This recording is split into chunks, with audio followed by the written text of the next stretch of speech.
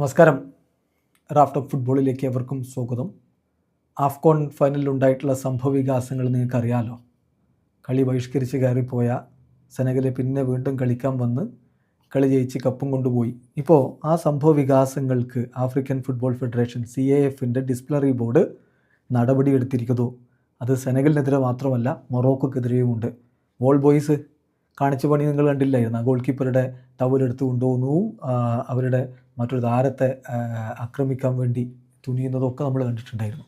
അഷ്റഫ് ഹക്കീമി ചെയ്ത ചില കാര്യങ്ങൾ, ആ ടവലെടുത്ത് വലിച്ചെറിയുന്നതും, അപ്പോൾ അതിനൊക്കെ ഇപ്പോൾ സാങ്ഷനും അതുപോലെ സസ്പെൻഷനും ഫൈനും ഒക്കെ ഇട്ട് കൊടുത്തിട്ടുണ്ട് CAF. വളരെ വിശദമായിട്ട് തന്നെ CAF ഇതുമായി ബന്ധപ്പെട്ടുകൊണ്ട് നടപടിയെടുത്തിട്ടുണ്ട്.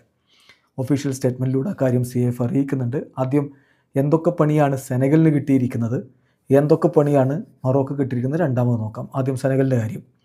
മിസ്റ്റർ പാപ്പെ തിയാവ്, അതായത് അവരുടെ കോച്ച്, ഹെഡ് കോച്ചിനെ 5 ഒഫീഷ്യൽ മത്സരങ്ങൾക്ക് സസ്പെൻഡ് ചെയ്തിരിക്കുന്നു.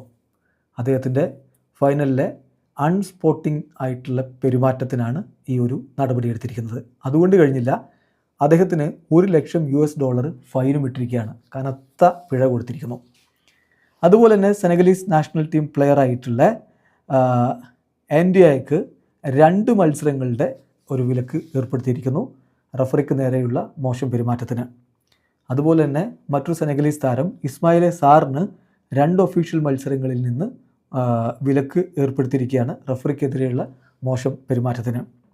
കൂടാതെ സെനഗലീസ് ഫുട്ബോൾ ഫെഡറേഷന് $3,00,000 അവരുടെ സപ്പോർട്ടേഴ്സിൻ്റെ ഭാഗത്തു നിന്നുള്ള മോശം പെരുമാറ്റത്തിന് പിഴയിട്ടിരിക്കുന്നു. കൂടാതെ വീണ്ടും സെനഗലീസ് ഫുട്ബോൾ ഫെഡറേഷൻ അടുത്ത 3 ലക്ഷം ഫൈന് കൊടുത്തിട്ടുണ്ട്. അത് അവരുടെ പ്ലെയേഴ്സിൻ്റെയും ടെക്നിക്കൽ സ്റ്റാഫിൻ്റെയും വയലേഷൻസിന്, CAFൻ്റെ ഡിസിപ്ലിനറി കോഡ് പ്രിൻസിപ്പിൾസിനെ അവർ വയലേറ്റ് ചെയ്തെന്ന് പറഞ്ഞുകൊണ്ട് $3,00,000 വേറെയും കൊടുത്തിട്ടുണ്ട്. കഴിഞ്ഞില്ല, വീണ്ടും സെനഗലീസ് ഫുട്ബോൾ ഫെഡറേഷന് ഫൈൻ ഇട്ട് കൊടുത്തിട്ടുണ്ട്. $15,000 ഫൈനാണത്. അത് 5 താരങ്ങൾക്ക് കോഷൻ ലഭിച്ചു അക്കളിയിൽ എന്ന് പറഞ്ഞുകൊണ്ടാണ്.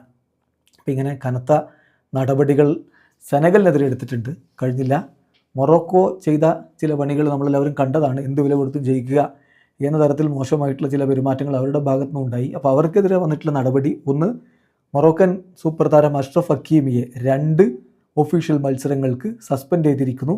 അതിൽ ഒരു മത്സരത്തിൻ്റെ സസ്പെൻഷൻ, അതിന് 1 വർഷത്തിനിടക്ക് വീണ്ടും ഇതുപോലെയുള്ള സ്വഭാവം ആവർത്തിച്ചാൽ മാത്രമേ കിട്ടുള്ളൂ. ഫലത്തിൽ ഇപ്പോൾ ഒരു കളിയിലെ സസ്പെൻഷൻ അനുഭവിച്ചാൽ മതി. 1 കൊല്ലത്തിനിടക്ക് വീണ്ടും ഇത് ആവർത്തിച്ച് അത് 2 കളിയിലെ സസ്പെൻഷനായിട്ട് മാറും.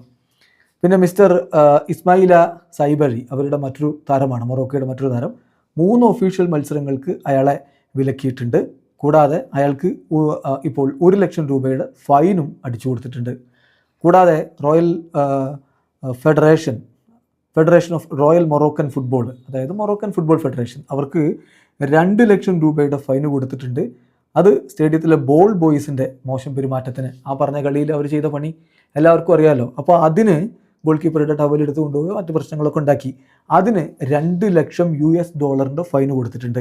കൂടാതെ മൊറോക്കൻ ഫുട്ബോൾ ഫെഡറേഷന് $1,00,000 ഫൈന് വേറെയുണ്ട്. അത് അവരുടെ ദേശീയ ടീം പ്ലെയേഴ്സിൻ്റെ മോശം പെരുമാറ്റത്തിനും ടെക്നിക്കൽ സ്റ്റാഫിൻ്റെ മോശം പെരുമാറ്റം, അവർ വാർ റിവ്യൂ ഏരിയ ആക്രമിച്ച് കയറി, അല്ലെങ്കിൽ എന്താ പറയുക, ഇൻവാഡ് ചെയ്ത് കയറി, അതാണ് അതിക്രമിച്ച് കയറി റഫറിയുടെ വർക്കിനെ തടസ്സപ്പെടുത്തി എന്നൊക്കെ പറഞ്ഞുകൊണ്ടാണ് ആ ഒരു ഫൈന് കൊടുത്തിരിക്കുന്നത്. കഴിഞ്ഞില്ല, മൊറോക്കൻ ഫുട്ബോൾ ഫെഡറേഷന് വേറൊരു $15,000 ഫൈന് കൂടി കൊടുത്തിട്ടുണ്ട്.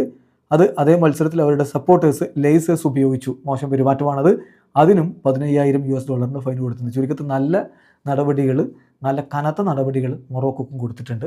വീഡിയോ അവസാനിക്കുന്നു. ഫുട്ബോൾ ലോകത്തെ കൂടുതൽ വിശേഷങ്ങളുമായി റാഫ് ടോക്സിൽ കിട്ടാം.